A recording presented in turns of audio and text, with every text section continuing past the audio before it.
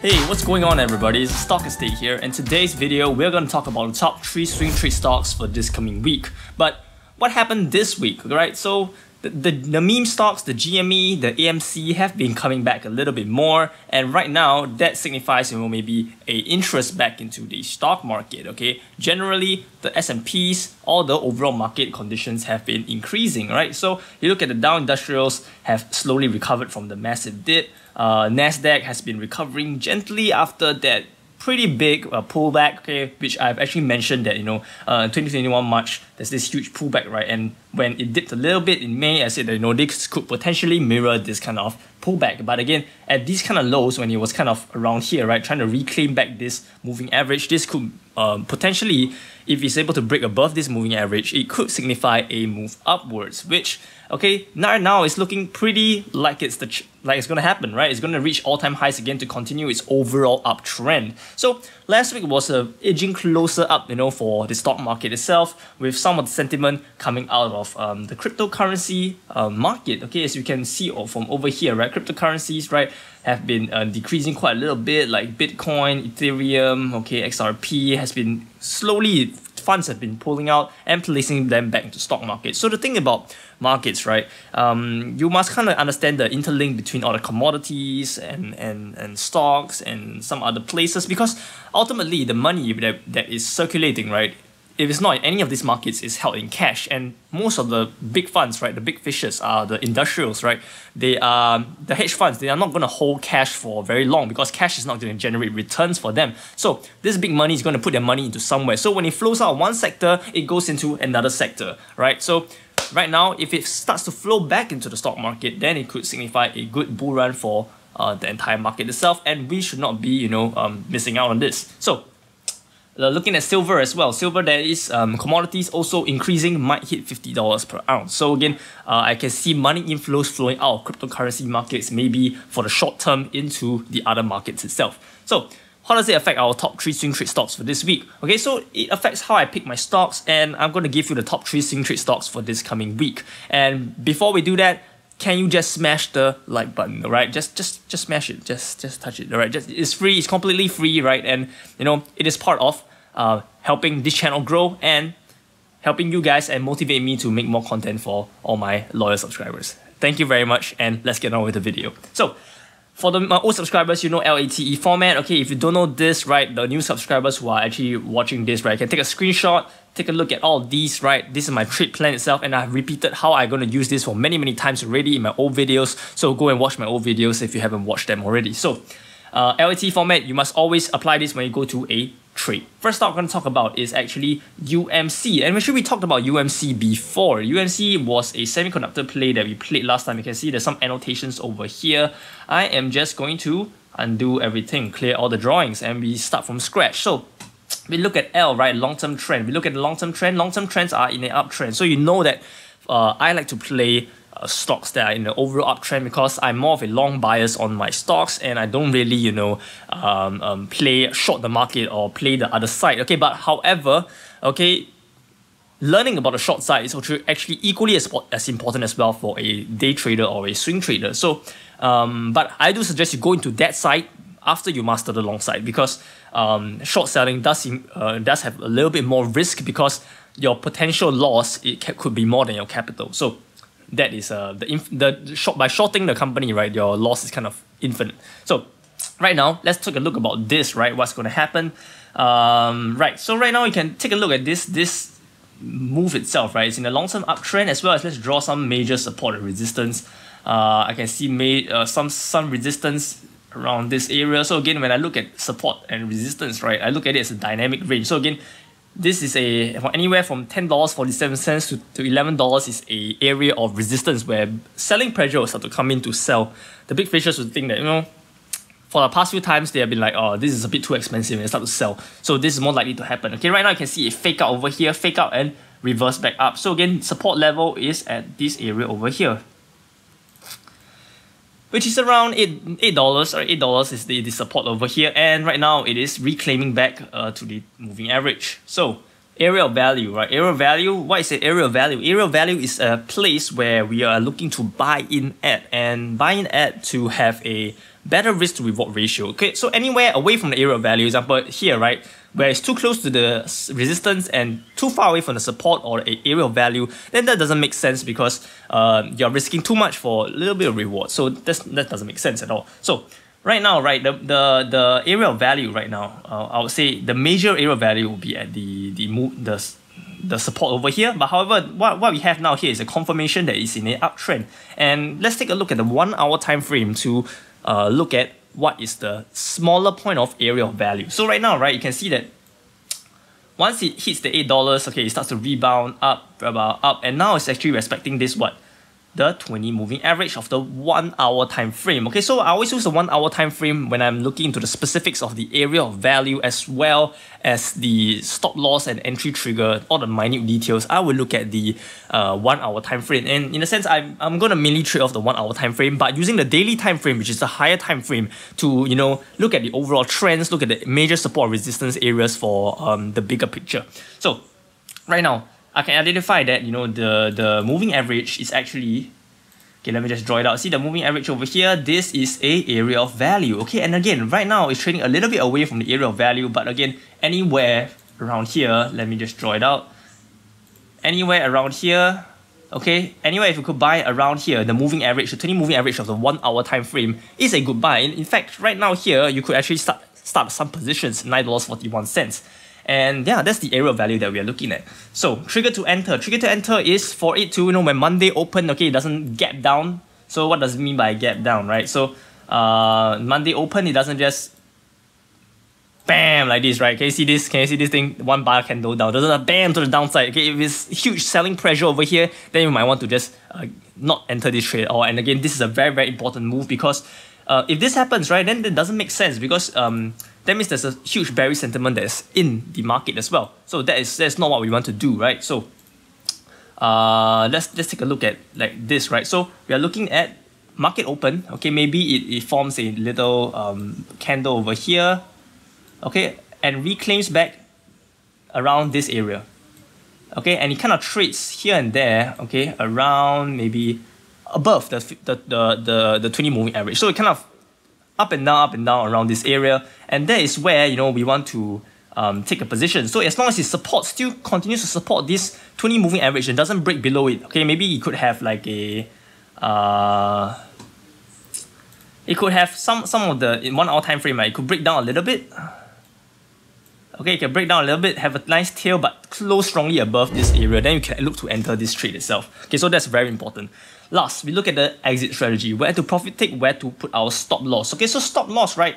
I can see the major support, right, at this area itself. This area. Okay, so major support is at this accumulation phase, which is around $9, right? So I will be a bit more conservative and I will set my stop loss at this area itself. Okay, I'll set my stop loss. I'll set my stop loss around this area. My stop loss will be around here.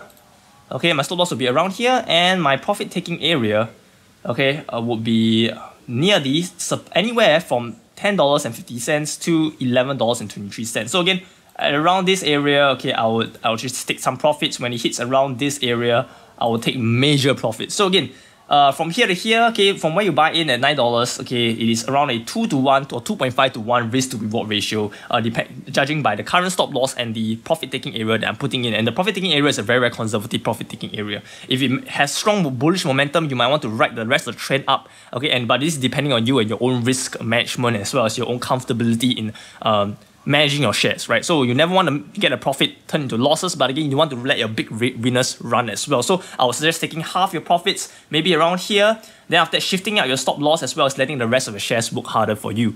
So that's how I'm going to do for UMC, United Microelectronics Corporation, a semiconductor play for this coming week. So the first company I'll always talk about very, very detailed. I'll talk a little bit more about, where my stop loss, what everything is. And I'm going to give you two other stocks which I want you to do your homework as, okay? You want to do your homework, you want to do the analysis yourself, and for you to train yourself to be a better swing trader.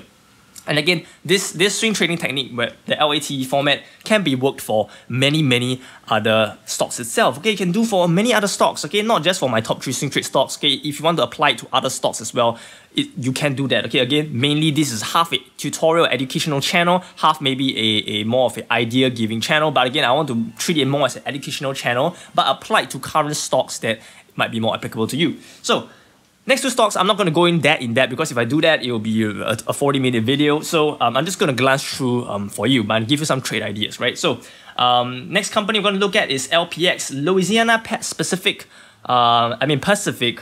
Corporation. Okay, this is a building company which is the industrial sector or in the building sector. This company is still in the uptrend but reclaiming the 50 moving average and is currently building high again. And right now, the looking at the market, right? Look at the let's see, industrials, right? Right now it's in a uptrend. Okay, materials also in a wedge, waiting to break up as well. Okay, still in the overall uptrend. So for LPX, okay, this is a different sector that you might want to consider to play. So again, if there's 3 companies that I give you, because I'm not asking you to play all of them, because you only have to pick 1 or 2 that you think has most potential, because some of the trades might lose their trigger to enter. Like example, if they bam to the downside Monday, then you're not going to enter that trade. Or as well as, you know, if industrials or building sector seems to be very bullish next week, then you might want to take a position on those trades as well. So LPX is another one that is in an uptrend. Next one, DQ. Dalco New Energy Corporation, huge volume coming in, as well as this a mother of all wedges that's coming through. You can take a look at this is an uptrend. Okay, if you look at the 1 hour time frame, right? Okay, you can see that it is in a strong wedge that is coming through. It is the top wedge is here, alright, the bottom wedge is here.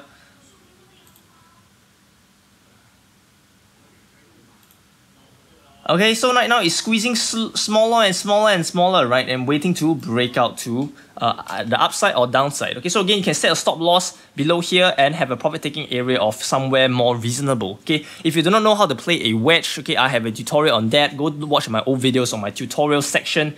Okay, and I think you'll gain quite a lot of value out of that.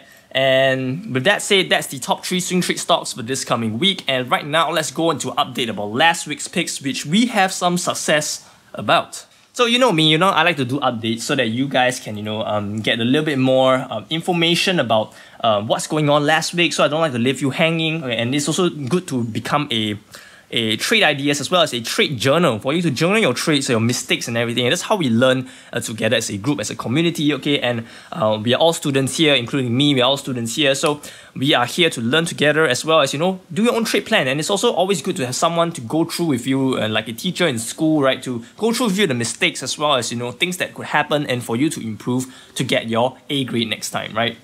So SIG was a huge winner for us last week, right? So the last 5 days, okay, it entered market open. Okay, I was watching the price action, right? So 10:30, 11 o'clock, it dipped down here. I was like, Then when it closed up again, strong momentum, right? At around $50, around $57, I actually entered. And I rode the wave up all the way to, I took half profits at around this level, around $61, half profits around $61, which is a good 6% increase, which is pretty decent, honestly. And as well as I letting the rest of my shares ride and closing up from here all the way here at 5%, with half of my shares still in the market. So SIG was a pretty good win, around 6% pop for a 1 week. That was pretty decent. Okay, considering the S&P 500 index is like 20% per year, right? So small profits, okay? We're not aiming for the big profits, okay? Everyone here is always aiming for massive profits, like 100% in a week, 200% in a week, 300% in a week. We're also immunized, and like numb by these kind of big gains that everybody's on social media is kind of flexing, right? That we forgot that small gains week after week after week after week after week adds up, right? And it compounds, okay? And compounding like this, right, every single week would massively increase your wealth, and those are the people who get really rich, right? Because if you look at the compounding of every single week, 5%, right, of your stocks, right, that's actually much more than a one time in maybe 6 months 300 or 400% gain. Okay, if you do the math yourself, right? So SIG was a good 6%. LSCC, right? Shout out to my subscriber Eve, right? I think she went into this. I only took a very small position. Unfortunately, I was more bullish on SIG, so I think I didn't really.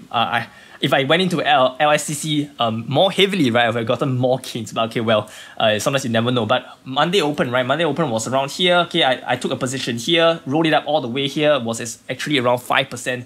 Upside as well, so decent, good job on that. Okay, we another 5% on another stock pick. So next company, last company for last week, right, was Crsr, which is Avis Budget Group, right? Monday opened around here. Okay, this is a very interesting lesson for all of us. Okay, so again, when I took a position here, because I thought that there's a solid fundamentals for this, and it actually did. Okay, and I got stopped out around this price, right? And I got stopped out for around 2% loss, but then it dipped. Then as it consolidated above the 20 moving average, I was like, okay, maybe this has a chance to go back again. So I entered around $83 again. So again, don't be afraid to get stopped out and buying higher again if the fundamentals change. Okay, so you might be saying, hey, you're missing out on maybe here to here, right?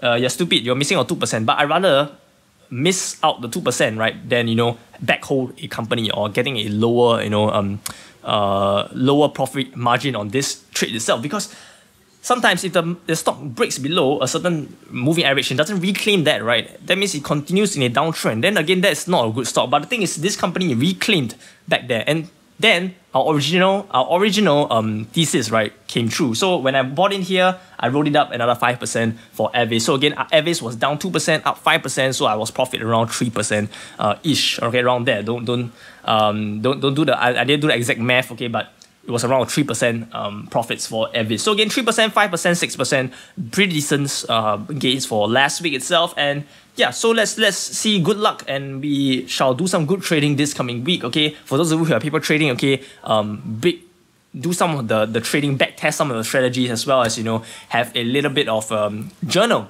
down your trades, as well as all the mistakes that you have made in the past couple of weeks, as well as your gains that have made in the past couple of weeks. And don't be afraid to cash out a little bit. So example, if you made some gains here and there, don't be afraid to cash out $100, $200, right, from some of the gains, and treat yourself to a nice meal, right? So sometimes it's quite gratifying or quite nice, to be able to treat yourself from your trading gains, right? So to give yourself a bit of gratification after you trade diligently and learning diligently for like a couple of months. Okay, but of course, don't just every time you make a gain you take out the money to use it. But maybe out of 10 winning trades, use 1 winning trade to buy yourself a nice stuff, buy a new headphone or something. Yeah, right?